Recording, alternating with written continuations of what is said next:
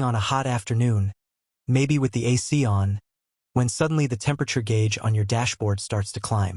You notice a faint smell, like hot metal or even burning rubber. Then, steam begins to rise from under your hood. Your car is overheating. And while it might seem sudden, this usually happens because of underlying problems that were slowly building up. One of the biggest culprits is a coolant leak. Your engine relies on coolant to absorb heat and carry it to the radiator, where it's released into the air. If there isn't enough coolant, the system can't do its job. A small leak from a hose, radiator, or water pump might not seem like much, but over time it reduces the coolant level until your car can no longer stay cool. Sometimes, the leak is so small you don't even notice until it's too late. Another common cause is a faulty thermostat.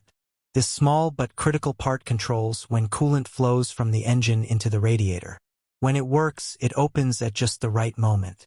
But if it sticks closed, coolant stays trapped in the engine, heat builds up fast, and the temperature gauge will shoot to the red zone in minutes. The radiator fan also plays a key role.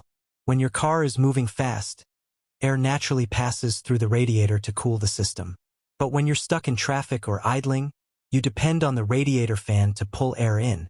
If that fan fails, whether from a bad motor, a blown fuse, or wiring problems, the engine will start to overheat, especially in hot weather. Then there's the water pump. Think of it as the heart of the cooling system. It pushes coolant through the engine, hoses, and radiator. When the water pump fails, circulation stops, and the engine quickly overheats. You might hear strange whining noises, see coolant dripping from the front of the engine, or notice puddles under your car when the pump is going bad. Even the radiator itself can be the problem. Over the years, dirt, debris, and rust clog the small passages where coolant flows. This slows down the cooling process, and the radiator becomes less effective at pulling heat away from the engine. In some cases, external damage, like bent fins, can also reduce airflow and cooling efficiency.